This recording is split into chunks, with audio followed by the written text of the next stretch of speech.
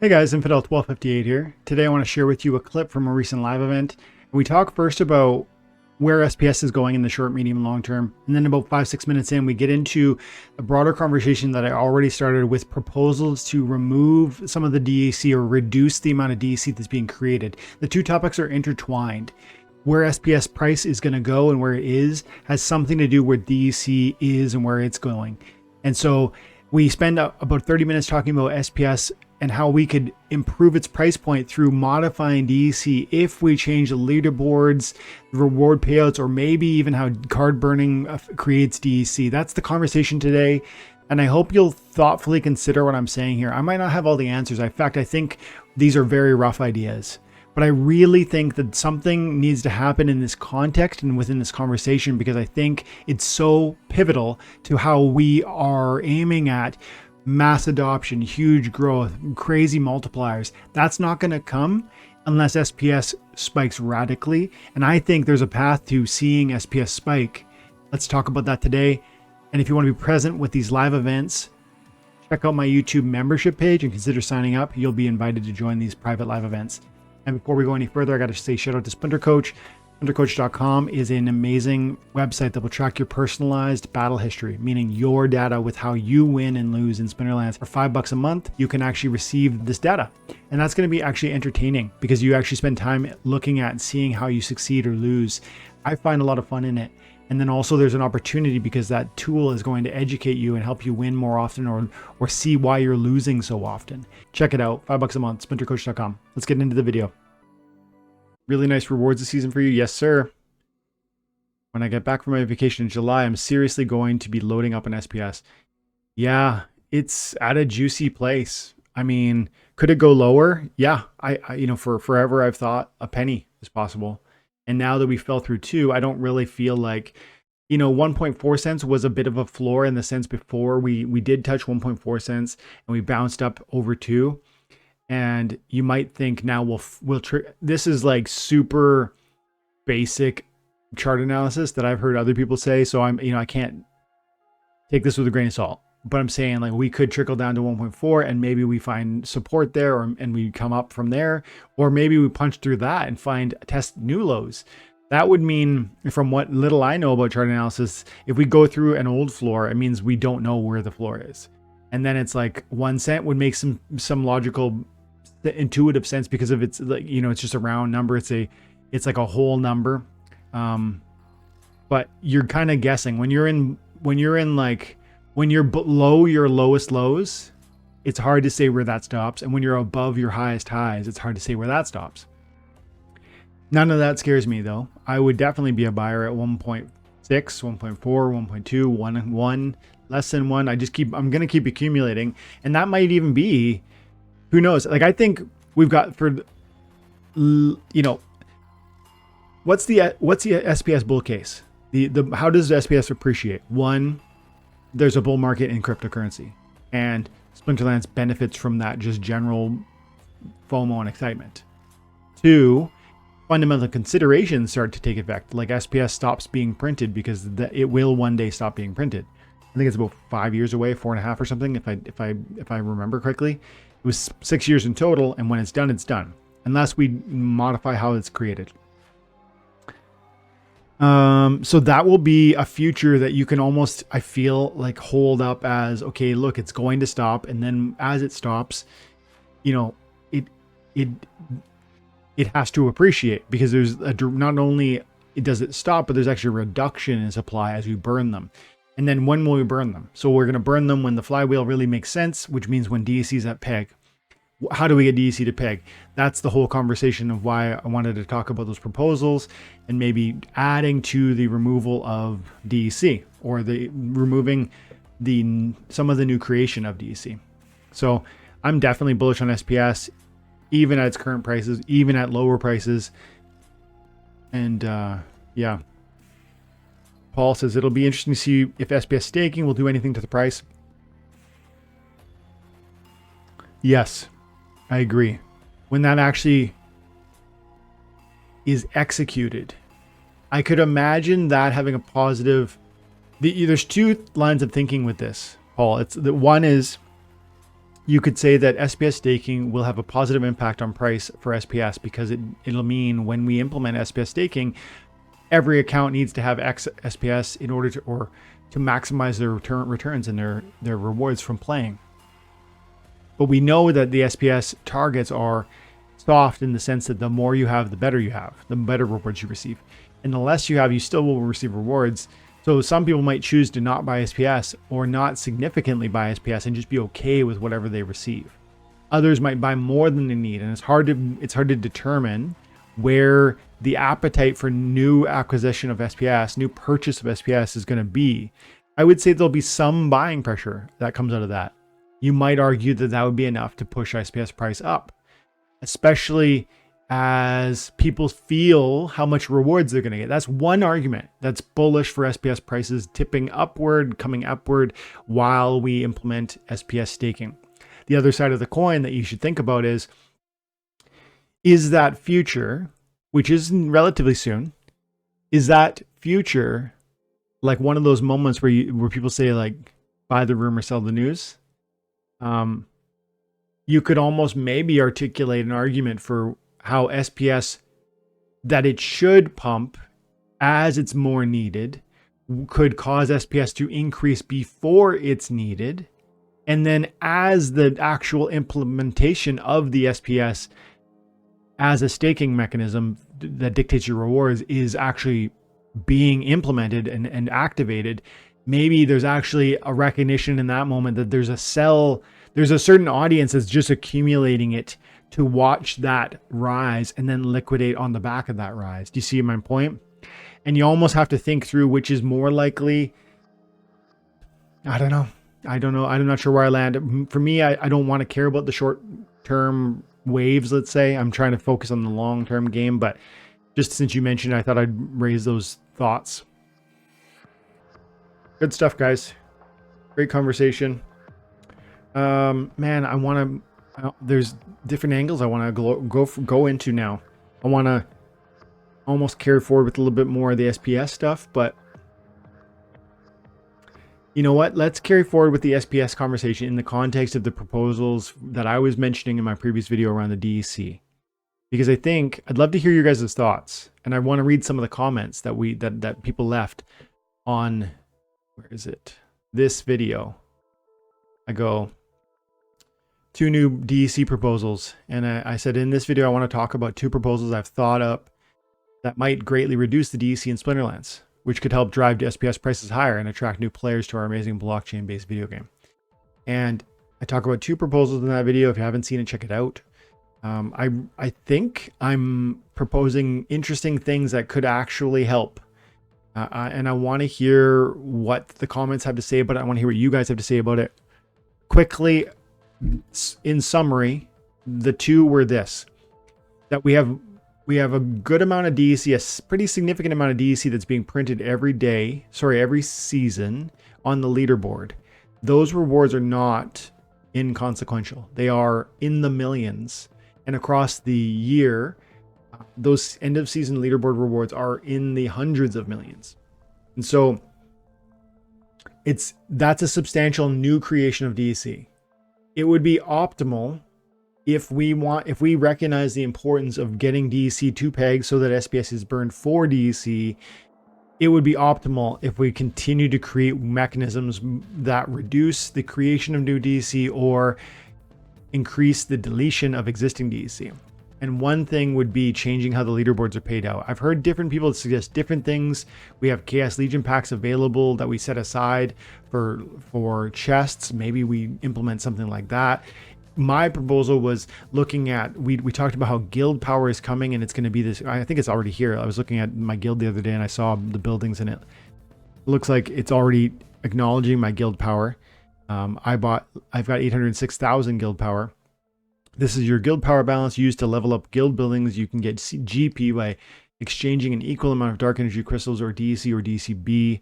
So you can earn guild power by burning DEC into the buildings. But I already earned 806,000 through the Great Burn, and you might have earned some too. And now guild power is awesome because it's actually a thing I carry with me. And then I can, if I was ever to leave, I'm not going to leave my guild, but I mean, you know, the idea of like one user wanting to move from one guild to another is real, and it happens. And it's cool that you can carry with you some of the value that you've spent in the form of guild upgrades.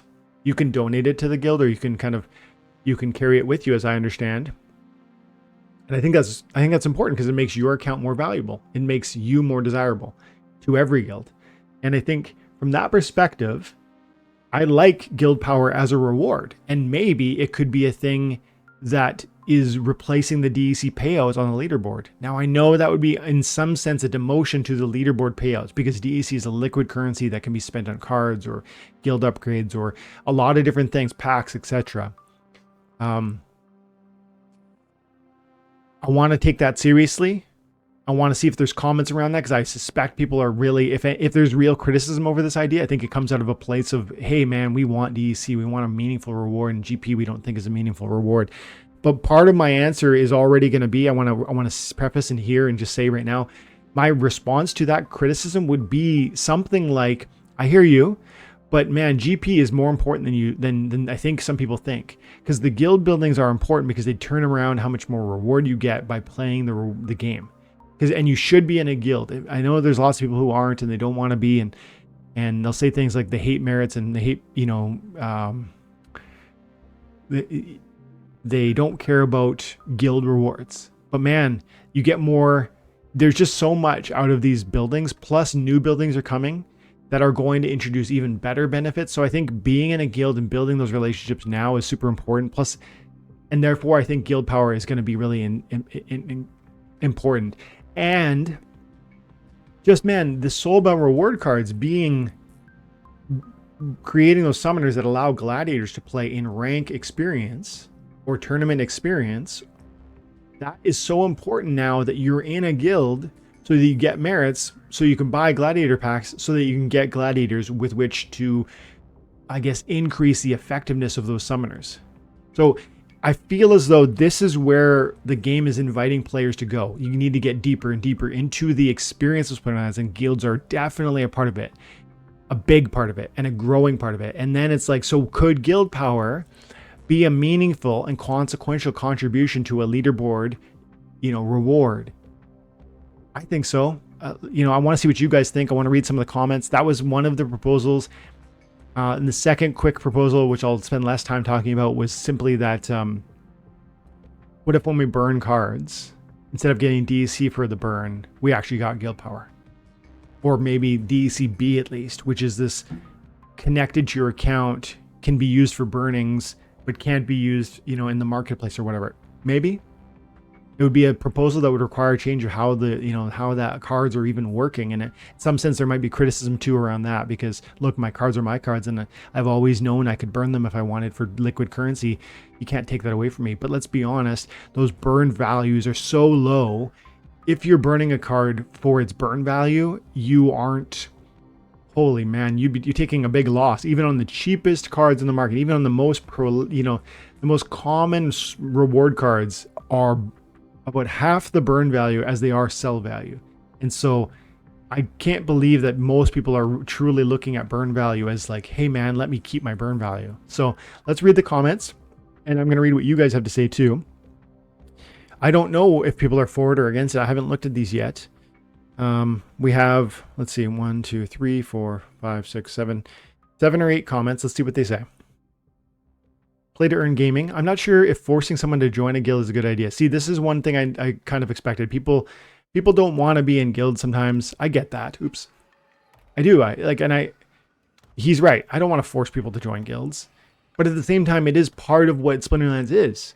And it is a deeply, I might pull away the word force and say, I hope people realize the opportunity available to them by participating in guilds. It doesn't mean you have to, but man, you're really missing something if you're not. From a gaming experience, it's far more exciting than the rank play. The rewards that are paid to you are consequential because they help you win more often, because they introduce new power to the summoners you're receiving from your rewards currently, those soulbound summoners that let gladiators play in rank or tournament. And now you're getting gladiators from those merits that you're earning that are going to allow those summoners to be more impactful. So I definitely agree. I don't want to force anybody to do it. I just wonder if people don't necessarily know how good of an idea, how powerful it is to be in a guild, how important it is to you in terms of getting the most out of this game. And he goes, it's already kind of being done with merits, and a lot of people have merits that are not in guilds and just can't use them. It's useless reward for them. I'm not sure what percentage of player base is not in a guild. These are all good comments and questions, like in and of themselves. I could spend some time on each of them, but maybe I won't. I'll just suffice it to say I get it. Yeah, that was the arguments he's raising were mentioned about merits, and he's not wrong. I mean, people feel, you know, hey, I don't even want to be in a guild. I don't want to, you know, all that stuff. Like, I got to meet with people, talk with people. Like, they want a game, not a social experience. I get that. I just feel, I wish those people would hear me and say, you're missing out on every level. The community, the rewards, the extra fun that the game is when you play those guild battles, because they are way more intense than rank experience. People talk about how the game is quote unquote boring. I see that a lot. I don't agree at all. If you play guild brawl battles and you are striving to be better than every other guild, you want your team to win, man. You've played team sports, I hope. Most people have. I have, and I love it. And it's like when your team is all striving to do their best and we win, you're like, yeah, let's go. So I just want Play to Earn Gaming and others to feel that, but I do agree. I don't want them to be forced into it. That's not good either. I don't know. Useless is currently true, I would suppose, but as those soulbound gladiators come along and you start to level those up, and maybe you're currently not at a high level, but as you do level them up, those gladiators are going to have extra use for you too, even outside of the guilds. So I think there's a short-sightedness. I'm not saying you're wrong, Play to Earn Gaming. You're totally right. Most people feel, I think a lot of people feel the way what you're saying. I think that argument is a little bit missing the significance of soulbound reward cards with the summoners allowing introduction of gladiators, plus the new rule set, right? There's a rule set that lets gladiators play. I wish I knew how many players were not in a guild. He doesn't know it either. I think it's such a simple solution, like open up DEC store in the game that burns an absurd amount of DC by buying very, very rare cards that could be costly. Something people will want, but everything would have to be priced in DEC, something along that lines. Interesting. So creating burn mechanics for DEC through, you know, in-game assets that would have meaningful utility. I mean, they kind of do that. I think, didn't they? I'm pretty sure they burnt some of the promo cards, I think, operate in this way. I think. I may be wrong about that. But I'm not against what you're saying, Play to Earn Gaming. I see a lot of your value and your point. I do worry about the idea that they would create new cards to simply get rid of the DEC. But even that I might be for. Let's keep reading. SS says rare but costly and useful would be fun. Rare cards but costly and useful. Yeah, I wonder how many people would bite on that. You know, we look at Zyriel. I think Zyriel, I'm pretty sure, no, that was value in the hands of Splinterlands. Like that was profit to them. Yeah, assets that we buy that burn the DEC could be, you know, helpful. I need to think more about that. Telasic, forcing people into guilds is just one more thing that's going to alienate newer players. I don't understand why catering toward newer players is not more important thing in their game behind land. See, this is the thing. I don't definitely don't want to force people into this. And yet I see that as being the perception. Yeah, I mean, this is not an attempt to force people into that. It's an attempt to explain to new players the opportunity in front of them. Carry on. The dog pound. I do not think or want to see any more DEC changes until land comes out with DEC staking requirements. DEC sinking land is supposed to be massive. We need to see the impact of land first. This is a fair point. a very important. If land is used in the way that it could be maximally, it will just delete all the SPS. It'll not delete. It'll allocate. It'll tie up all of the SPS, all of it. So Dogpound's making a strong point. Having said that, I don't think this idea should be voted in. It doesn't look deep enough into the economy and the game of the respective players' attraction and retention. I think it fails in this regard. However, I think that everyone bringing new ideas forward and discussing and trying to do things to improve. I think we're seeing a extreme lack of patience. And let me see the team pipeline take shape. This started with DECB. I think it's just time to sit and wait for DEC syncs to the pipeline to take effect. Interesting. Dog Pound, you know what I'm hearing here? I'm hearing patience. And you know what? Good for you. Most people aren't feeling that. I'm hearing a lot of sentiment around impatience. And I'm personally feeling very patient. I'm okay with this taking years. But I'm just trying to be thoughtful about the possibility that land might not be the impact that we hope it is. And I'm trying to be creative and proactive about, finding new solutions to what could help the scenario. Because I really do see it as the removal of DEC will lead to a need for DEC, because there'll be a lack of supply, and those who need it will have to acquire it. How do they acquire it? They burn SPS. That mechanism is the path by which our game will drive. It's one of the paths, the fundamental considerations that can lead to SPS having a price spike. And that is, the SPS price spike is the thing that will draw new eyes to our game. Because like I say in that video you're commenting on, if every battle goes from, 2 cents worth of SPS to 50 cents or $1. If that's right now we're getting, I'm getting 6 SPS per battle. It's what, 10 cents? Who cares? But if it gets to a place where it's 60 cents a win or $1 a win because the SPS is appreciated, because we're burning SPS and because we need DEC, that's so transformative to this game. That's what I'm looking forward to, and that's what I'm trying to incentivize by slowing down some of the productions of DEC. But patience is important, so I'll echo that. I'm willing to be patient. I think you're making a strong point. Let's be patient. Vivo says champion points are no longer of use. Maybe it can be converted to GP. That's kind of a different idea, I would say, because champion points, in some sense, they're not a monetary concern. My real issue is like the DEC, but you're right. Champion points, in some sense, are unimportant. And that we've accumulated them. Many of us have accumulated them. It might even be cool to just have titles or something that would be associated with your champion points that you've earned over the years, because that would be cool. It'd be nice to have some acknowledgement of the the excellence that you've carried over the years playing Splinterlands. If you're not making $5 per month, paying $5 to SPLCoach is a joke. But if you're in Diamond, etc., it could be.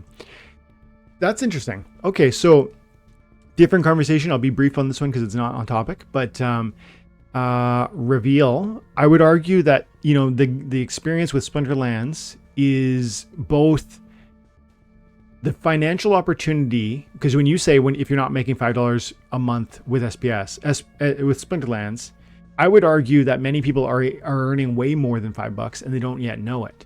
That's the retroactive raise I've talked about before. If you are new, then I'll tell you very quickly. If you receive 10 SPS this week, and what is that worth? Is it worth 15 cents or is it worth $10? You actually, the answer to the question depends on when you ask the question. Today at 1.6 cents, the answer is, 16 cents. But in the future, at some point in the future, if SPS reaches $1, and I think it will, then your reward actually for this week, a 10 SPS reward would be a $10 reward. That's a retroactive raise. The price increases on the assets you've been rewarded in, and as long as you're still accumulating them and not liquidating them at bottom basement prices, then you're going to enjoy that raise in the future. So first of all, I would argue that people who are playing today are earning way more than they think. And second, I would argue that SplinterCoach is not just a resource or a thing that you would use to maximize your rewards, although it is absolutely going to help you in that context. It's actually a piece of entertainment. Looking at the data here and understanding, it's like, I mean, man, I guess it's not for everybody, but stat analysis to me is really fun. Like looking at what's winning and then better understanding why it's winning.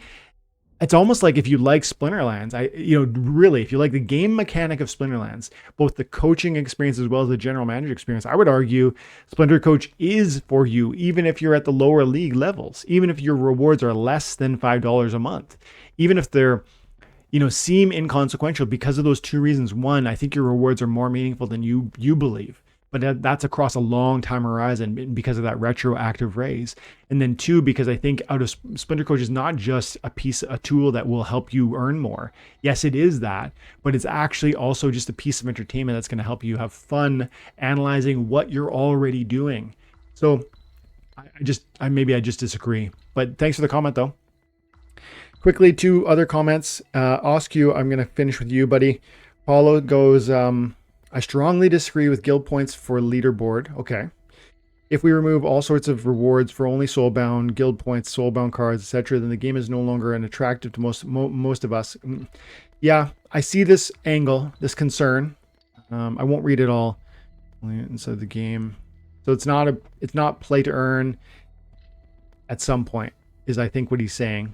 In my opinion, we are already removed too much to the current state, and that one of the main problems we're facing with adoption. I don't think that's why we're facing problems with adoption, Paulo. But that doesn't mean I disagree with the core of your point, which is that we have to be cognizant of how many rewards we soul bind. That's a fair point, even if I do disagree with the sense of we are struggling to with new adoption because of you believe it's because we've impeded or limited the amount of the rewards that are transferable, cash outable. And I would say it's more about bear market. It's more about blockchain based, like NFT based kind of black eye and criticism that is in the space. And you carry on, a new player would be hyped anytime he'd finally find a legendary card in their chest and he knew he could sell it and reinvest a bunch. Yeah, that's true. That was a fun season. His rentals paid for his season. Yep. At that moment, at the moment, it's not happening. This is a very fair point. You simply can't slowly build your deck nowadays. I don't agree with that, since it takes forever without those influxes. No, man. No. The first part's super right. The second part wrong. Maybe I'll finish with that. I'm just gonna say a lot of what I'm seeing here, I agree with you. But just this, like a couple of these ideas, I feel like some of your conclusions I would disagree with. Like, you simply can't slowly build your deck nowadays. And you're saying that because you no longer get liquid legendary cards with which that you can just sell and then buy other cards. That was a cool option in the past, and you're right, that was a meaningful way to grow what you were doing. But it's a big leap from that place to then say you can no longer build your deck, or that it takes forever, as we've seen with the soulbound reward cards. They actually add up rapidly. And then you might say, well, they're not liquid, so they're not value. Well, but they're helping you win more. So then that's creating SPS, and that's creating more chests, and that's creating more rewards, and then there's other ways too, like we've talked about so many times. You need to get creative in different ways. If one door closes, find other doors that are open. So you talk about one change. Well, you talk about a couple changes, but one of the changes I want to focus on is that legendary card that you used to get and you could sell. That was so cool. I agree. But now there's other doors that are open that you can still, or that are still open, and they have always been open, that you can take advantage of. You can earn those soulbound reward cards. You can compete in rank play with them. That's going to give you more SPS. You can compete in tournaments with them. That's going to give you more SPS. You can compete in guild brawls, which is going to create more gladiators in your deck, which is going to allow you to get more advantage of your soulbound reward summoners, which is going to increase all of your benefit. You can look at things like Splinterforge and play a game that's going to use the same assets that you already own and give you another source of DEC, because this Forgium that you earn through time and attention over here is going to translate. It can translate, if you want, into DEC. And I know people who are making significant DEC out of playing this game. So am I saying you're wrong? No, I'm just saying there's other ways that we can creatively resolve the thing that you're expressing desire for, which is to grow what you've done in Splinterlands. some of those, you're right. Some of the options that used to exist are no longer here. And in some sense, that's a bummer. But there's still opportunities and ways to access what you're aiming at and what you're longing for, which is more growth, more reward for your time and attention. It's just, you can't use the same mechanisms that you used to. That's the real problem or consideration. So, but thank you for the comment. I'm not going to read the rest because I want to read Oscue's and then just close out. Oscue says, not a fan. To rank high in leaderboard, you either have to completely max deck or rent expensive to close your gaps. The latter group of players would stop renting when they don't get something which pays for the rentals. Yeah, that's probably fair. Thus, only people with own decks would dominate the leaderboard. Not a good, in my view. Interesting. Do I agree with that? I think I probably agree with that. Who's gonna? There will still be some people. I don't necessarily fully agree with that, but I definitely think this is a strong criticism. At least on the leaderboard front, you don't talk about the card burning for. Nobody seemed to focus on this the second part, which was the card burning. So maybe we'll spend like 5 minutes. I'll check out the comments and see if you guys have anything to say about that. You know, everybody seems, let's say, doubtful about changing the leaderboards and the guild power opportunity instead of a DEC payout. Okay. What about the second issue of what if we remove the burn mechanic of cards? This would be a proposal. We would seek the community's approval. What if we change how card burning works so that when you burn a card, you don't get DEC, but you maybe get DECB or guild power? I think guild power is an exciting opportunity. I think many people are sleeping on guild power, but you could also say guild points, but you could also say, what if it's DECB? That might be interesting to some. I really feel guild points should be the way, but you know, again, this is just a conversation. Thanks for all the commenters in that one, and I appreciate you guys. I think Paul is talking about changing the leaderboard rewards maybe to, or even the leaderboard rewards and the card burning mechanic to a DCB product. I think that would make some sense. Now, I think, again, you're going to see a lot of the same criticism we just saw. I think people who want to participate in that leaderboard want to see liquid resources. And I get that. I do get that. You know, so even though I feel there are strong arguments for why moving away from a liquid resource is really helpful and healthy, I'm willing to say I see a lot of value in having this one mechanism, because that's truly, I think, the last mechanism within Splinterlands where you can find like a liquid resource where as soon as you earn it, you can do something with it. Apart from, you know, private, you know, rentals or card sales, etc. Those are different because, I mean, like an ongoing basis using your deck, you know, even when you earn SPS through rank experience, it's locked up. So if we change the payout on the leaderboard to DCB, I think you're going to find the same pushback. And I want to find solutions that I think people actually would, you know, appreciate and, you know, answer yes to. So then maybe it's not the leaderboards first and foremost. Maybe it's an issue. Maybe it's looking at the card burn mechanic. And I think that's probably seemingly almost inconsequential because how many cards get burned? But there is there are massive accounts, massive bot accounts that, and we've seen some of them be called out where they're burning millions of cards, millions of DC are being created through burn mechanic because they don't want to sell their one BCX of the, you know, this card or that. So I think that's maybe where we look. Eli, good to see you, pal. Thanks for popping by after taking care of some of those chores. I got to go there later on and return some shoes and pick up a check for some renos at my house. I think people are vastly overestimating how much DEC is going to be used on land. See, Paul, this is part of my point. Maybe we'll finish here on this topic. I've got other topics to address, but maybe we'll finish the comment section on the DEC proposal burn mechanics with this idea. Paul says, I think people vastly overestimate how much DEC is going to be used on land. And I agree.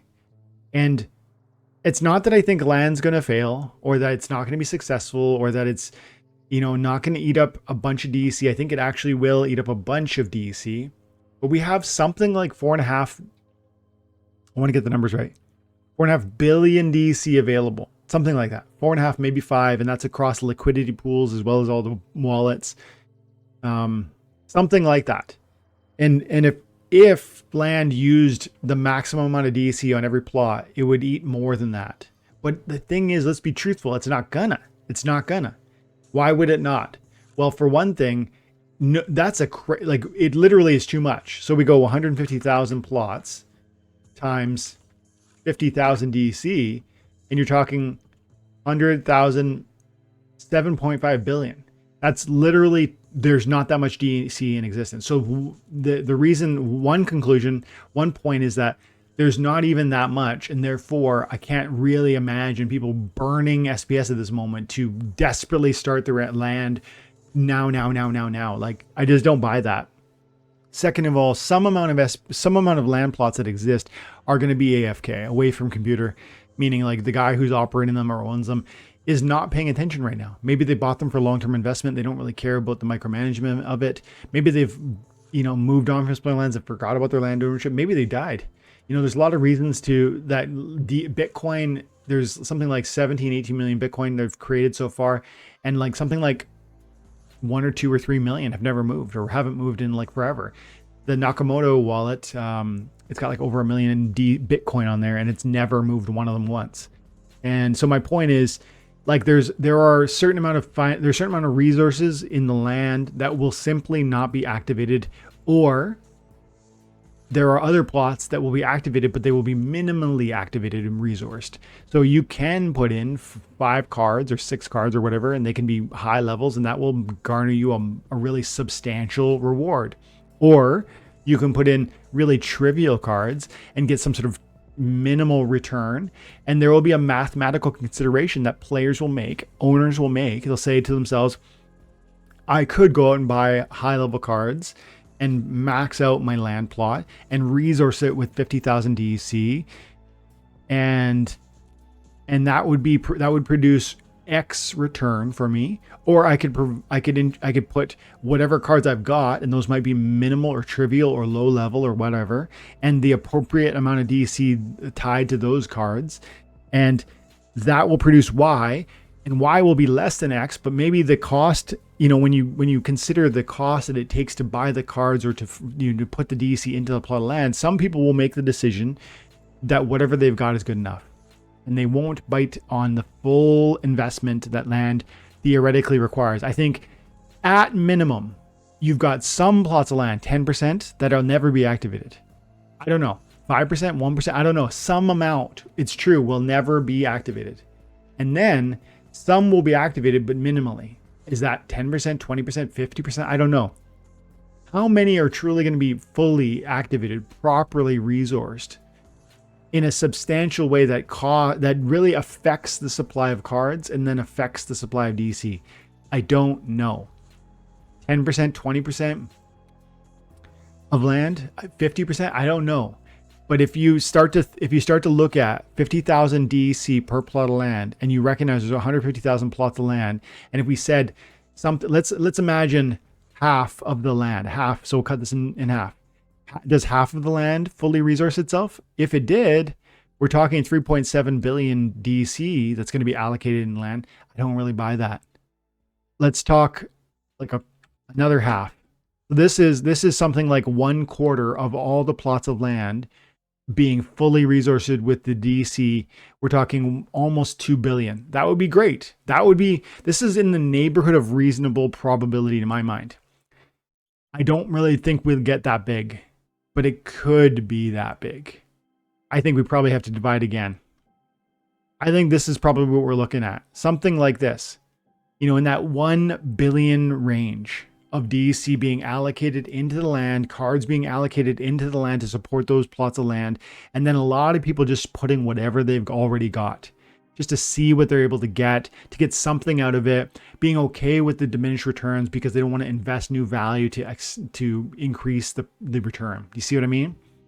And that's Paul's point, I think, when he says that he doesn't think, where was it again? I think people are vastly overestimating how much DEC is going to be used on land.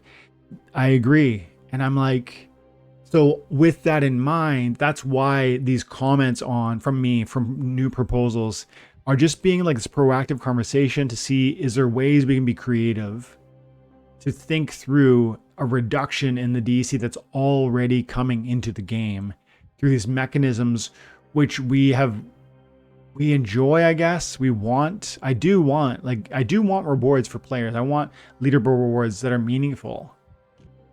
But man, if this game is going to really, really succeed, it's not going to come because 20 people got leaderboard rewards. It's not even going to come because 1,000 people were excited to see leaderboard rewards. If Splinterlands is going to massively multiply in a life-changing way, it's going to come out of a place where SPS has spiked in value and sustains high value to creating a huge multiplication in the US dollar rewards of your daily brawl battles, your end of season rewards, your daily loot chests being way more valuable. That will draw so many new participants. So here's the question, and I won't even try and answer it. I'm just going to pose it, and I'm going to leave this, and we'll move on to another topic.